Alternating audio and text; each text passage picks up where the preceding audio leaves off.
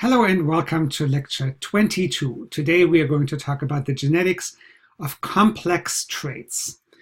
So far we've talked a lot about genetics, but mostly we have talked about the effects of single genes on a trait. So the trait can have variation. There can be alleles of the same gene that can have different effects, but it's always been discussion of a single gene that had one particular effect. For example, shape of the seed, round versus wrinkled. Right? So those were two alleles of the same gene. It was a single gene that had a particularly trait effect. Or the yellow versus green. That was a second gene. It was a different gene than the round and wrinkled one. There were two genes we looked at the same time, but in each case, it was a single gene that had the effect that we then saw in the phenotype. And so we can say that single gene traits are determined by variation in a single gene and they're not influenced by the environment. So that means that the environment doesn't have anything to do with the phenotype of these particular single gene traits. Whether the P is green or yellow doesn't change when there's a particularly warm year or when there's a particularly dry year. Those traits are independent of the environment. There's another type of traits that are affected by a number of genes. It could be two genes or it could be many genes, multiple genes. Those are polygenic traits. So that is the same trait. For example, the color of the seed coat of a particular plant. There could be multiple genes that all have an effect on this particular trait. So one trait, but several genes. That would be described as a polygenic trait. And again, those are traits that are not influenced by the environment. And then there are complex traits, and we'll talk about those and also a little bit about the polygenic traits today. Complex traits are determined by multiple genes for the same trait, for the same particular phenotype they were looking for, but there's multiple genes that are affecting it, and the environment also plays a role. So it matters whether the environment is warm or cold or dry or hot, or whether there are toxins in the air, or whether there's something else in the environment that affects how this particular trait is shown in the phenotype. Those are complex traits. All right, let's just recap.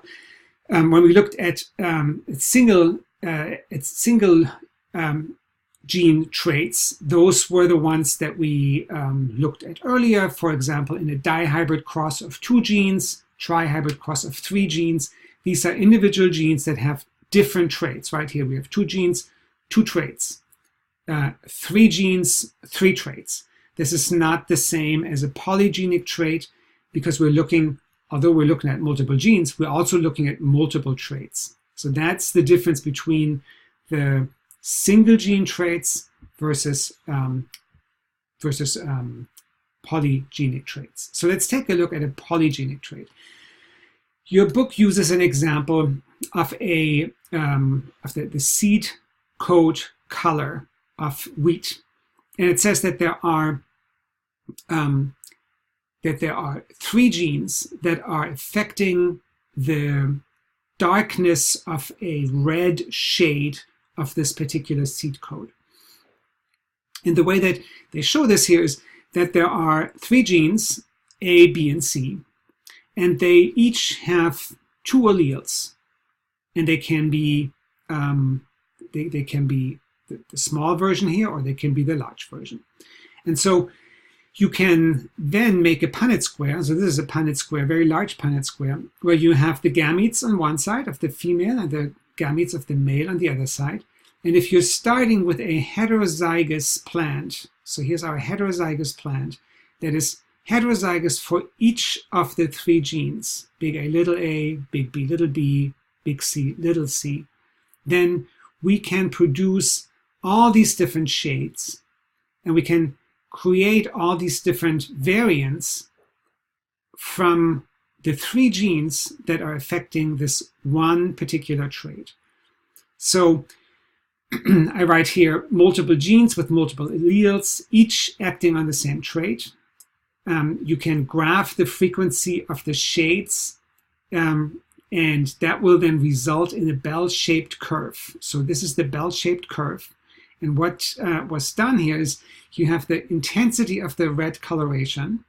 And so you have the most red coloration if you have the most dominant alleles. So if you have 6 dominant alleles in the offspring, 3 from the female gamete, big A, big B, big C, and 3 dominant traits, alleles from the male gamete, big A, big B, big C, then you have a total of 6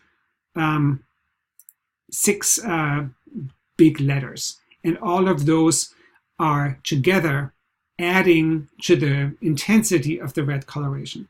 But out of those 64 possibilities here, you only have one that has all 6 capital letters. So in other words, the dominant allele. And so that is graphed down here with just one individual. So this is the number, the relative probability of phenotype. So it's the number, the frequency of how often that occurs. There's only one type where you have 6 capital letters. And then you can go through this and you can see how many times do you have 0 capital letters. And that would be in the case of the little a, little b, little c from the female, and the little a, little b, little c from the male. And you see that over here with zero capitals. In other words, least amount of shading. There's also only one of those in this Punnett square, and that's right here. And then you can count the variations of the number of large letters. In other words, the contribution of the dominant allele to this particular trait. And the more contributions of dominant alleles you have, the greater the intensity of the red coloration. So the more of this complex trait you see in terms of the coloration, the shading of the coloration. And if you then graph this in this bar graph first, and then put a line above it, then that is what produces this bell-shaped curve, and that is characteristic of these types of complex traits. So the phenotypic ratios of these are different from the Mendelian ratios. Like you have looked earlier at Mendelian ratios like these, 9:3 to 3:1. Right? We looked here in the dihybrid cross at 9 of these, and then 3 of these, and 3 of the yellow ones, and 1 of the recessive traits for both of the genes. And then the same here is true for the phenotypic ratio for the trihybrid cross with 3 different genes.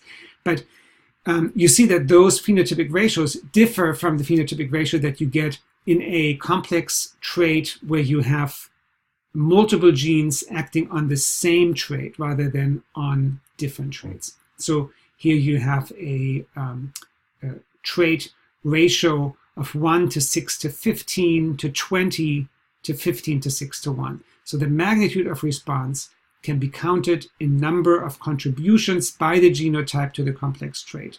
So number of contributions, of course, here means the capital letters, if you will, the dominant alleles. So if you look at that a little bit differently, this is not from your book, but if you look at it in this way, where you see you have maybe just this one gene here where you have the different alleles, the white and the red, and then the heterozygous. But with just one locus, you have a 1 to 2 to 1 ratio. If you had 2 loci, you would have now more variance, more variability, right? So now you have the 1 to 4 to 6 to 4 to 1 ratio. And then if you have 3 loci, like you had in the previous example, you have that characteristic ratio of 1 to 6 to 15 to 20 to 15 to 6 to 1. This is out of 64. And so you can see if you increase the number of loci, in other words, the number of genes that affect the same trait, the more this becomes a real curve, a real normal distribution. And the more you get variation in the shades that you can get between very dark and very light. So in this case, we have the very dark red color of the seed coat, the very light color of the seed coat, and shades in between. And if there were more loci in between, then you would also have more shades in between. So that is also an example, or this kind of contribution of loci to traits is also found in skin coloration, skin pigmentation in humans. So this example shows you essentially the same as the example in your book. It's a simplified way to explain skin color pigmentation, because there are actually many more than 3 genes involved in human skin color pigmentation. But you can see, if you were to simplify this for just 3 genes, you can see the same process here, right? With the cross of a hybrid, big A, big B, big C, little a, little b, little c, and the other genotype is the same, that you can get all these different kinds of combinations. And so if the combinations here, the big A is the black coloration and the little a is the white coloration, so in other words, the production of pigment versus no production of pigment.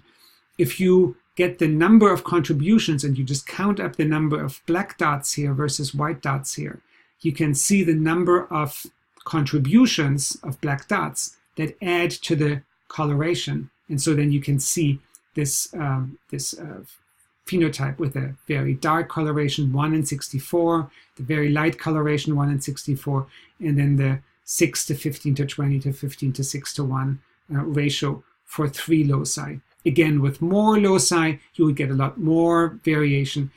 And in humans, there are at least 8 genes involved. And so that's why we get this, this very wide distribution of variation that is found in the shades of skin colors in humans.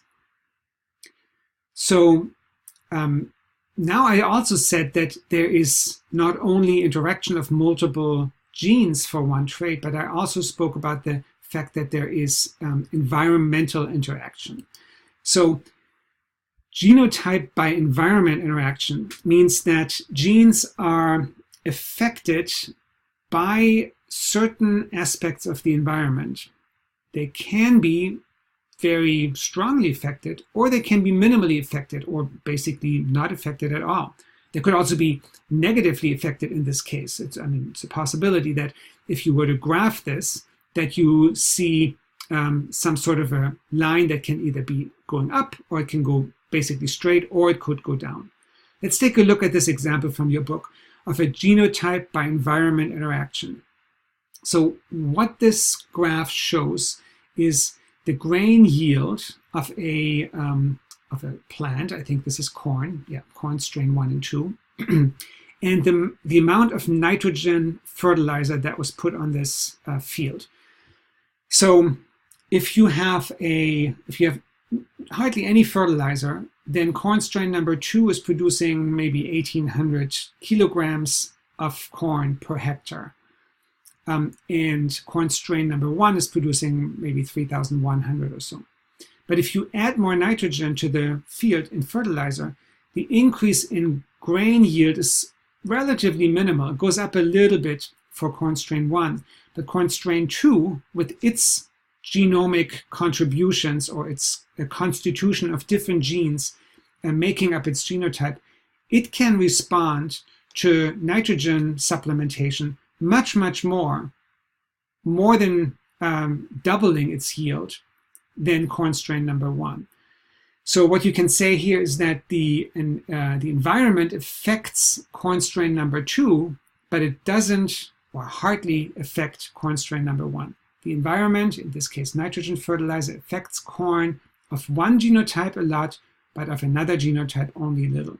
And so that is called genotype by environment interaction. Now you have a genotype, a collection of genes, and a particular environment that you are comparing. So if the environment is the same, but the genotype is different, you get a different response. But likewise, by adding or by changing the environment, specific genotypes will respond differently than other genotypes. And you can see that in animals, you can see that in plants as well. So that is genotype by environment interaction. Another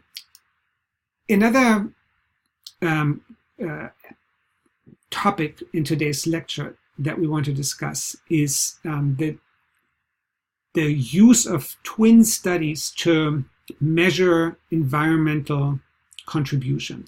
So if you wanted to measure how environment affects a certain complement of genes, a certain genotype, you can, of course, do that by changing the environment. In humans, there are so many variations of the environment and so many genes that there's a lot of variation that you don't really know whether something that you see is due to genes or whether it's due to environment. So for example, a certain disease. If a patient has a certain set of symptoms, it could be because this patient was exposed to a certain environment.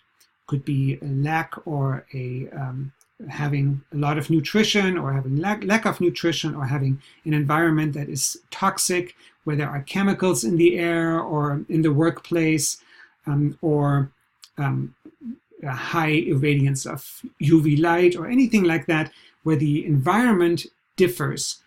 But of course, the genes also differ, right? Almost all humans have a very different set of genes. And so if you have different environments and you have different genes, it's difficult to determine what traits that we see, what phenotypes that we see are due to the environment versus due to genes, versus due to an interaction between the two. And that is where these twin studies come into place. So twins are, of course, there are different types of twins. There are monozygotic twins. Those are the identical twins. They come from one egg, from one zygote, versus the dizygotic twins, the fraternal twins. They come from two eggs that happen to be ovulated at the same time. So if you have two brothers and sisters who are not twins, and you compare them and you say, well, they have similar genes and they have similar environments, then you're left with just that. They are just similar, and one is older than the other. So one may be 2 years older, and so therefore it's his or her environment that they experienced while they were growing up is different, necessarily different, even if maybe only a little bit, than that of their sibling. And so if you can use dizygotic twins, then at least you have the same environment or very similar environment in which these twins may grow up, but they still have a different set of genes. So that is where the monozygotic twins come into play. So if you have identical twins, then you can say, well, it's not the genes that are different. It has to be the environment that's different. If there are differences between those two twins. And so people have for many, many years studied twins in a variety of ways. So for example, when twins were separated from each other at birth by some unfortuitous event, and later on in life, it was discovered that there was a twin, an identical twin. Those two had experienced different environments. And so you could then see how the difference in the environment or the upbringing might have affected them, despite the fact that they had, at least at the starting point when they were born, the two identical genomes. So what people do is they study twins and they measure something that's called twin concordance. And so that's where they basically try to eliminate the influence of the genetic material as opposed to the environmental influence on gene expression or on the phenotype depending on a certain genotype that they have. Let's see how they do this. So your book has a table and has this graph as well. So I'm just going to look at this graph with you. So what they do here is on the x-axis, they show a number of conditions: autism, Tourette syndrome, depression, schizophrenia, alcoholism in males and in females separately, eating disorders. And they measure the twin concordance for identical twins and for fraternal twins. So with that, they have, these are twins that grow up together. The difference here between what you see in identical twins versus in fraternal twins is simply the genome. They are identical here and they're not identical here. So now what is concordance and how is it measured? So if you set up this experiment, you start with sorting your participants into two groups. You've got your monozygotic and your dizygotic twins. And then you find a trait that is expressed in at least one individual of a twin pair. So you have maybe thousands of twin pairs and you see, well, how many of those pairs have at least one person that show this particular condition. So let's say autism. And then they say, okay, there's one in the group that, in the group of two that has autism. What about the other one? If the first one has autism or is on the autism spectrum, then is the other one likely to be also on the autism spectrum? And if they are, then that is considered concordance. So if the other twin in the pair also has the trait, then that is considered concordance. So now they graph the concordance, and they graph it in such a way that they will only graph the percent concordance of the total pairs if one of them at least showed the trait, right? If none of them showed the trait, then there's no concordance, there's nothing to show. So they fall out of the distribution, out of the calculation. So I have a little example here. If there were 20 pairs in the study, and in 10 pairs, at least one of the twins showed the trait.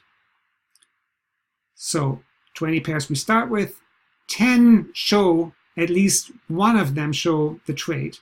The other 10 we don't use for this.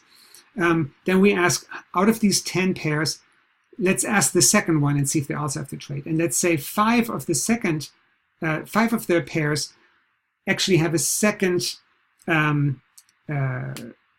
occurrence of the same trait in the same twin pair. Then we have 50% concordance. So then we graph that. And in this case, this would be 60% concordance. So that means that the identical twins had this much concordance between them for a particular trait. And then they do the same thing for the fraternal twins and ask, well, is there a difference between the blue bar and the red bar?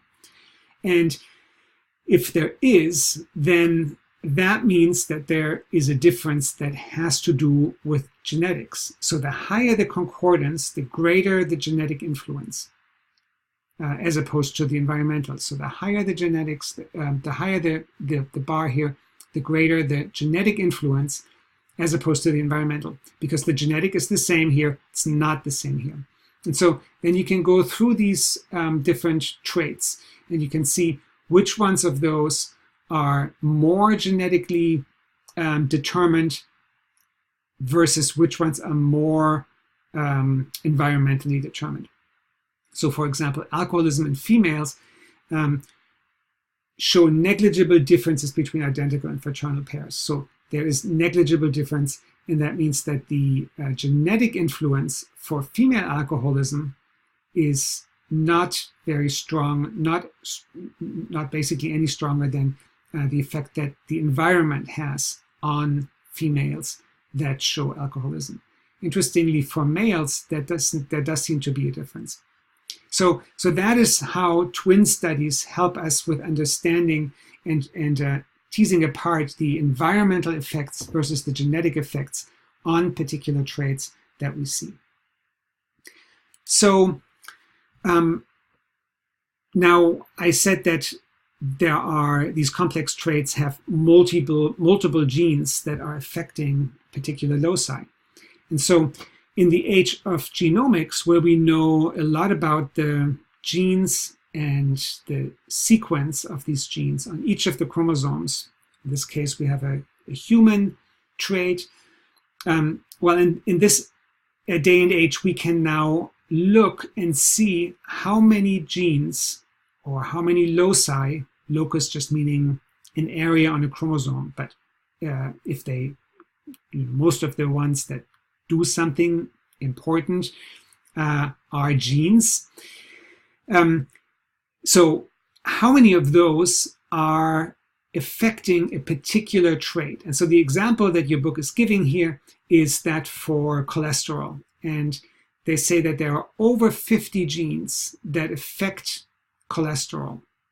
And you can see that they are marked here on the chromosome numbers. So we have 23 chromosomes. So this is the 22nd chromosome, and then there's the X and the Y chromosome. So this one doesn't show the Y chromosome. And it shows all the different locations where traits have been mapped to that have something to do with cholesterol.